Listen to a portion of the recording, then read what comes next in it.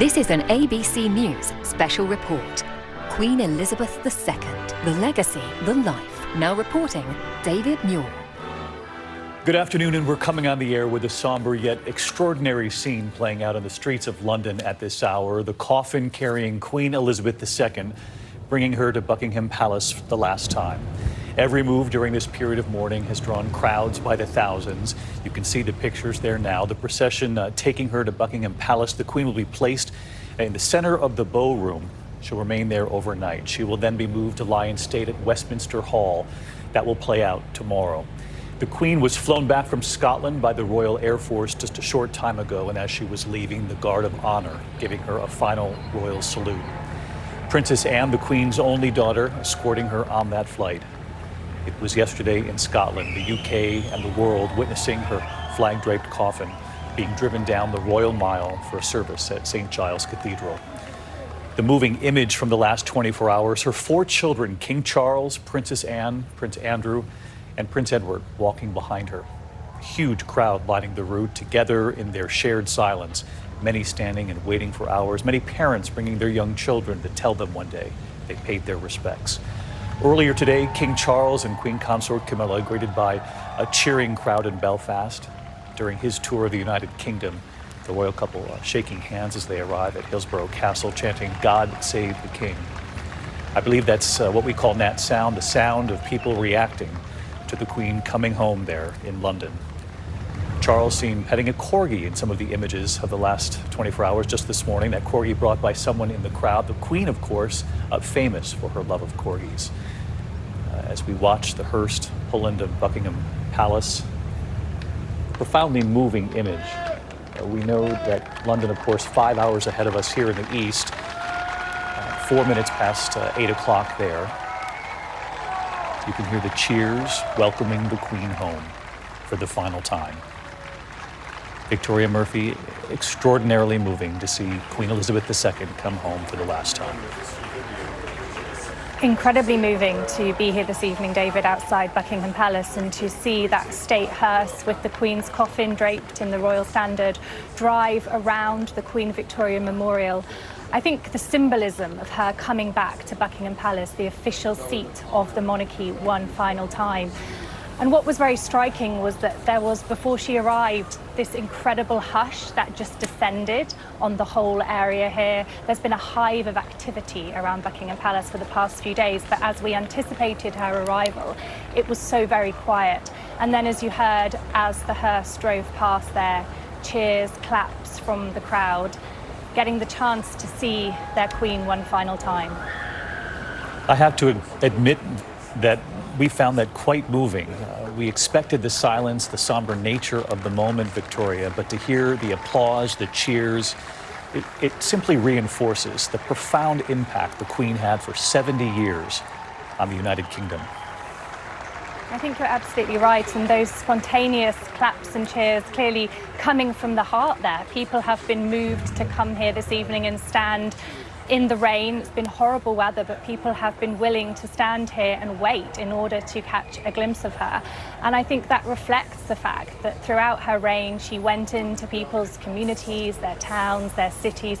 She formed a connection with people. Many people here today will have a memory of having seen her visit their home or community.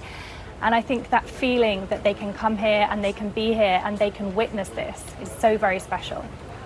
Victoria Murphy, our royal contributor, with us again this afternoon as we look at the faces of those who have gathered under a steady drizzle in London with their phones out, as you can see, documenting the moment. It certainly is an historic moment as they bid farewell to the Queen and certainly welcome King Charles III. Majestic shot there of Buckingham Palace, the final route home. There was a statement from Princess Anne, of course, King Charles' sister, the Queen's only daughter, that came out just a short time ago. She said, "I was fortunate to share the last 24 hours of my dearest mother's life. It has been an honor and a privilege to accompany her on her final journey." She went on to say, "Witnessing the love and respect shown by so many on these journeys has been both humbling and uplifting." And I love this next line. She said, "We may have been reminded how much of her presence and contribution to our national identity we took for granted." our foreign correspondent James Longman with us as well for our coverage. And James, over the weekend, of course, it was Princess Anne and the curtsy to the Queen, and this was all part of the Queen's plan, that her daughter be with her at her side for nearly the entire journey home. Yeah, David, I think Princess Anne really, for a lot of people, has become somewhat the sort of star so far of this. People's, really, their hearts have gone out to her. There was an extraordinary photograph of her sitting in the hearse, looking out to the crowds, her eyes with tears in them. And we're not used to that, particularly from Princess Anne. You know, she is known for her stoicism. I heard one rather moving moment along the route in Scotland. She's known to be a lover of horses, like her mother, of course. And there was a whole parade of riders who were along the side of the motorway, all on their horses. And the horses stood still as though they knew, in silence, watching this motorcade go past. I mean, we're not clear about how moving every moment is going to be, and then it comes and then it moves us. It really is extraordinary. Tonight, you know, I just watched the hearse go by. That's the first time I've seen the Queen, and I was moved. And throughout this process, I think people are discovering their feelings for the Queen. And Princess Anne said it herself when she said that we didn't realise what we had. We're now grateful for something that we've lost, and we didn't know just how great she was, and now she's gone. It's really hit home now for London. We're beginning the process of burying a piece of our history. I think the next few days are going to be absolutely extraordinarily moving, with so many people out on the streets wanting to be here to say goodbye to this woman who they clearly love. James, it's really impossible to overstate just by looking at the crowd of people who have gathered there at Buckingham Palace. When we were there together late last week, amid news of the Queen's death, the crowds had already begun to gather. They have returned to the palace now, and as we talk about Princess Anne's words and that very humble acknowledgement that perhaps even we didn't realize how much of the national identity our mother was the foundation for. And James, we've mentioned this on the air, but it bears repeating because in the United Kingdom, more than 80% of people were born with Queen Elizabeth as their sovereign. They've only known one queen. That's absolutely right. And it was only a few months ago we had a celebration of those extraordinary 70 years right here, the Jubilee. And she was the rock on which this country is built. Modern Britain is built on her legacy. It is a much different country to the one it was when she became queen. It's a much more diverse country. It's a multi-faith, multi-ethnic community now. But somehow she was able to appeal to every single group. As it arrived in Britain, she became their queen. And the Jubilee was an extraordinary moment of thanks for her. I think we knew at that point that perhaps the end wasn't going to be very far away. It felt like a goodbye and an introduction to the new king, of course. I remember here, we were stood on the roundabout here, and we all sang at the end on the final night, "God Save the Queen," and there were thousands singing it. It was tremendously moving.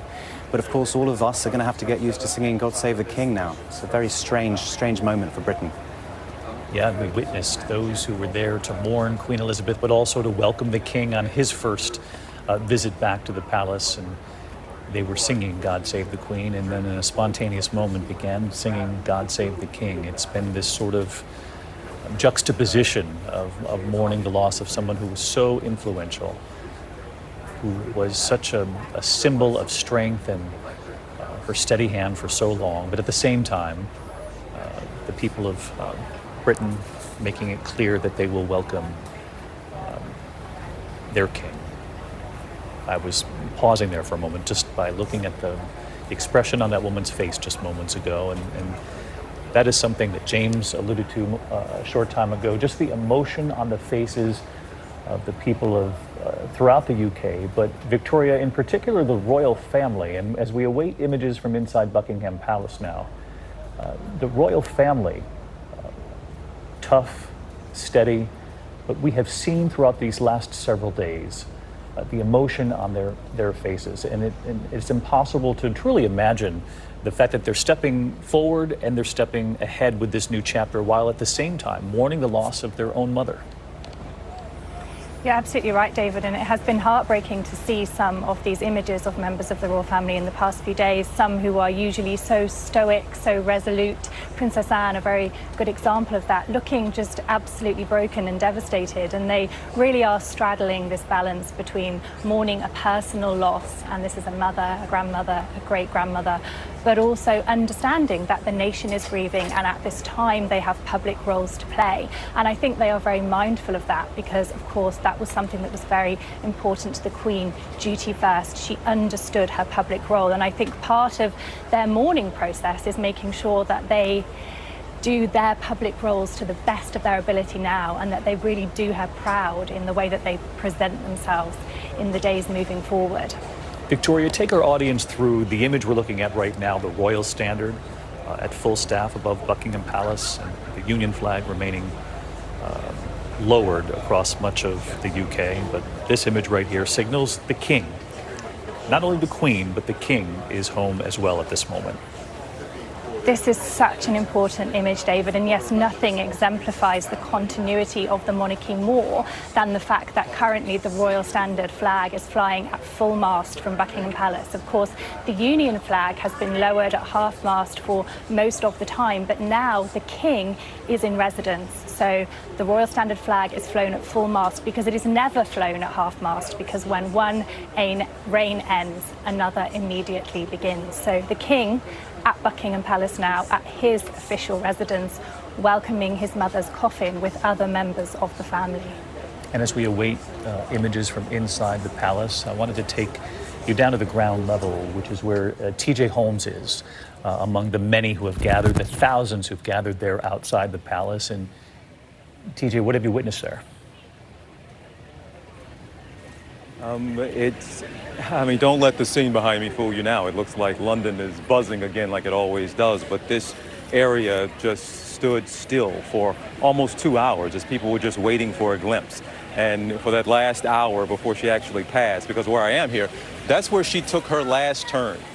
Them in Hyde Park Corner, and she came around and she made that left, and the Queen made that straight shot up Constitution Hill going home, and that's what people were here to witness. The crowd was 10 plus deep at times, and you talk to so many people who were here, a family that was on the train for 2 hours just to be here for a moment to just get that split second where they could applaud.